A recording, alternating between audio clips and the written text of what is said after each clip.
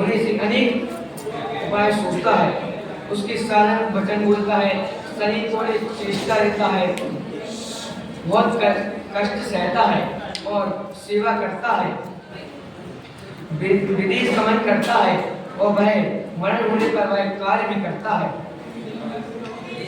एक हम उदाहरण के माध्यम से समझेंगे। उदाहरण के लिए हम देख सकते हैं कि आजकल रुपये और पैसे कमाने के लिए मांस की दुकान, शराब की दुकान खोलने लगे, क्योंकि इसमें अधिक कमाई होती है। आज के समय में हम देख सकते हैं कि बड़े बड़े सुपर मार्केट खुल गए, जिसमें मांसाहारी वस्तुओं का उपयोग करते हैं, मांस, अंडे, मछली आदि।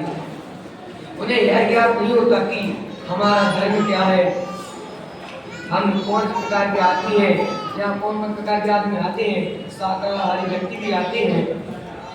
उन्हें सामान खरीदने में परेशानी होती है, परंतु उनका काउंटर अलग अलग रहता है, जिसके उनका काउंटर अलग अलग रहता है, परंतु जब सामान आता है वो तो एक ही साथ आता है। इससे हमारा धर्म नष्ट होता है।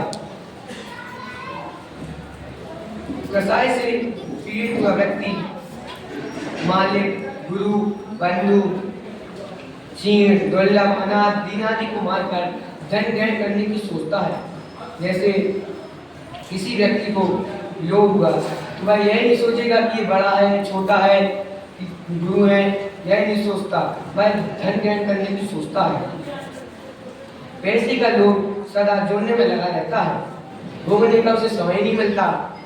पशुओं का लोभ पेट भरने तक सीमित रहता है, पेट भर जाने के कुछ समय बाद वह असंतुष्ट हो जाता है, पर मानव की समस्या पेट भरने तक नहीं है।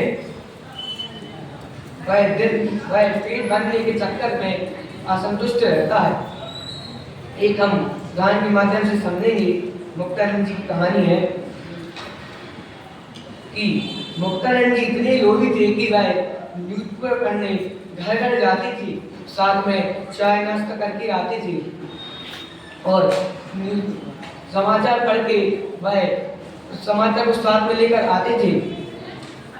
और अस्पताल मुक्तानंद जी अपनी दवाई में 1 रुपया खर्च नहीं करते थे, वह अस्पताल जाते पर मरीजों को मनोरंजन करके वह मुफ्त में ही दवा ले आते थे। एक बार मुक्तानंद जी रास्ते से जा रहे थे, उस समय उन्हें एक कटी पतंग दिखी। वह उसके पीछे लूटने के लिए चले गए। दौड़ते दौड़ते बीच में गड्ढा आ गया, उसमें गिर पड़ी। बाद में बोले कि मैं 5 रुपये भी नहीं छोड़ूंगा। बर्फ की फैक्ट्री, एक बार नई बर्फ की फैक्ट्री खुली जिसमें मुफ्त में बर्फ मिल रही थी। मुक्तानंद जी 2 किलोमीटर चलकर वह बर्फ लेने के लिए गए। वहाँ इतनी भीड़ थी कि उनकी चप्पल चोरी हो गई, शर्ट फट गई और बर्फ की बर्फ नहीं मिली।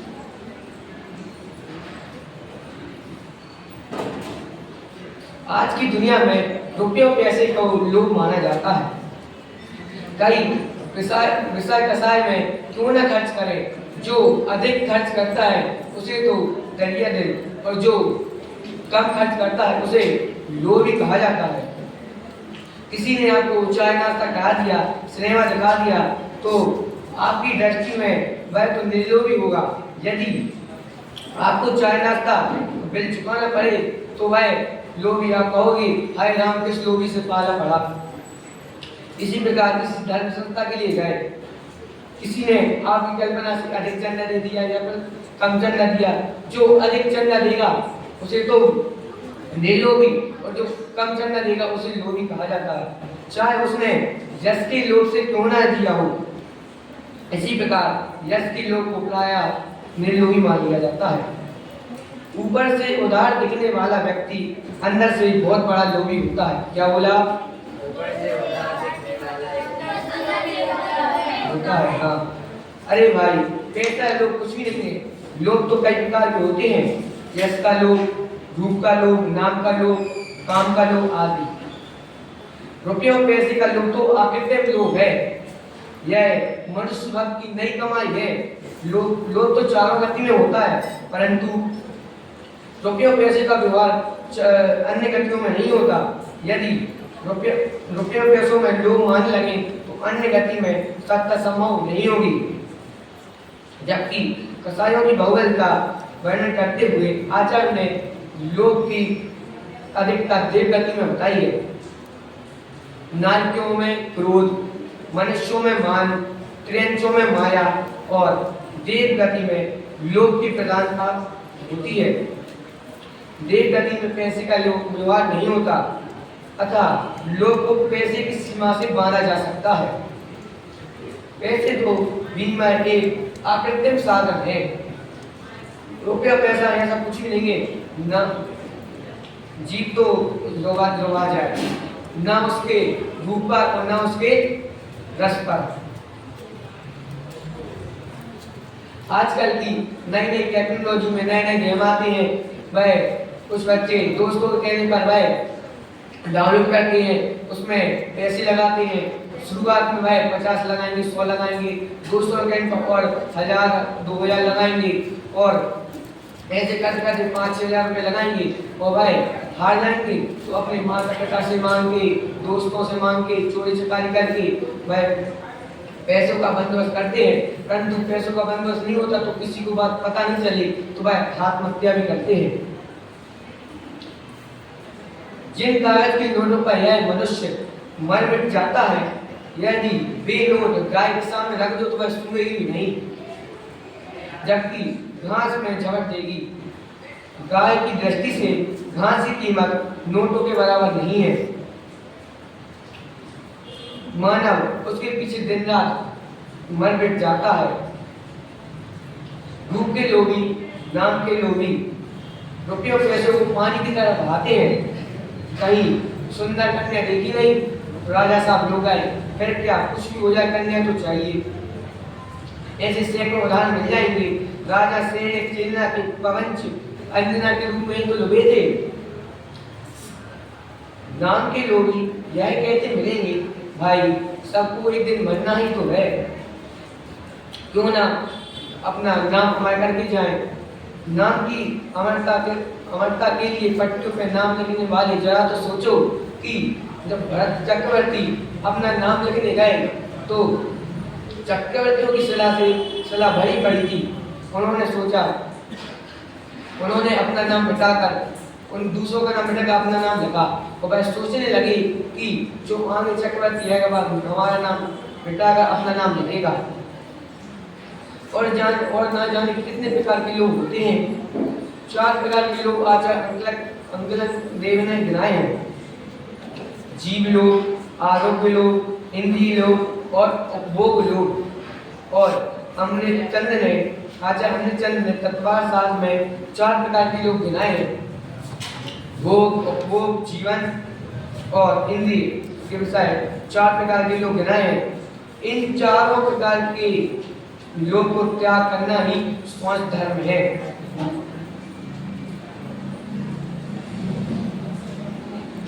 योगियों का दमन योगियों के दमन से कुछ अधिक कम नहीं होता। लोभ के बल पर काम और क्रोध को जीतते हैं, सुख की वासना का त्याग करते हैं, मान अपमान में सामान्य भाव रखते हैं, चाहे उनको 10 गालियां क्यों न सुनने पड़े। वह उनके मन में गिलानी क्यों ना हो, उन्हें मक्खी चूसने की तृष्णा होती है। जैसे किसी व्यक्ति को किसी से उधार पैसे चाहिए पड़ेंगे तो वह उसको अपमान करके 10 गालियां सुना के उसके मन में कृष्ण गिलानी होगी और वह कैसे न कैसे अपनी गाली देके अपने पैसे वसूल करेगा।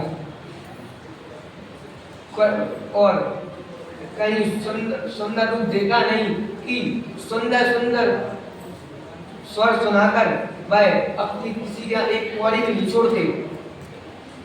तुझसे तुझ व्यक्ति के सामने हाथ मिलाकर कहलाने में लज्जित नहीं होती। लालसा, लालच, तृष्णा, अभिलाषा, चाय आदि लोभ के अनेक नाम हैं। प्रेम या प्रीति भी लोभ के नामांतर हैं। जब किसी व्यक्ति को वस्तु के प्रति लोभ होता है तो उसे लालच कहा जाता है, और जब किसी व्यक्ति के प्रति लोभ होता है तो उसे प्रेम कहा जाता है।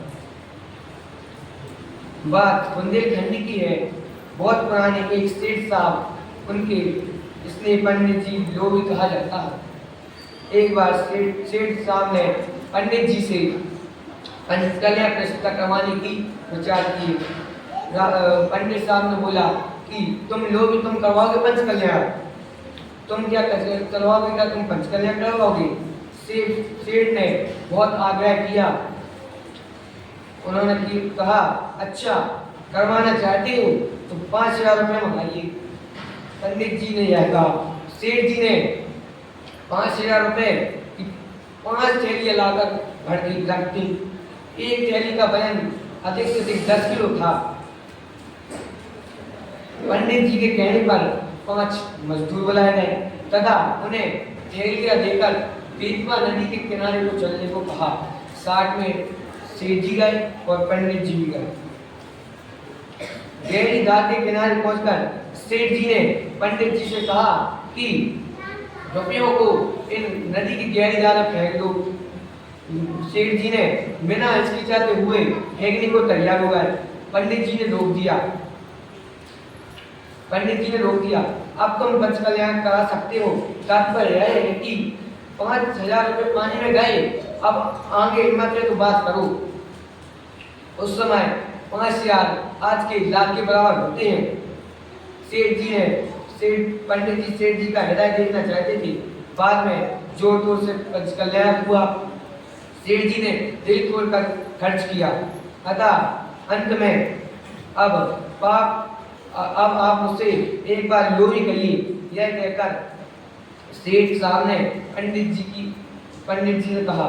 तब पंडित जी ने कहा लोभी और महालोभी। अब मैं यहाँ से 2 प्रश्न पूछता हूँ।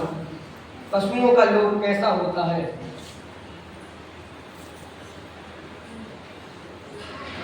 पशुओं का लोभ कैसा होता है? दीपक।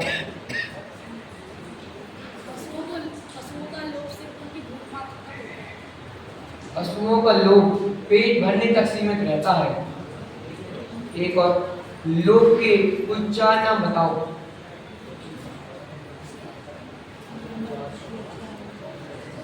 लोभ के कुछ 4 नाम। देव।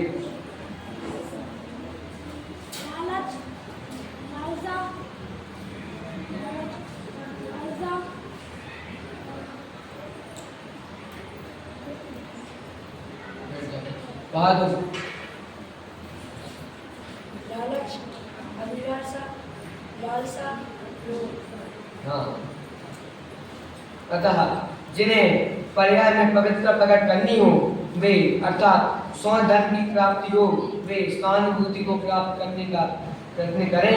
इसी मंगल भावना से मैं अपनी बात बोलता हूँ।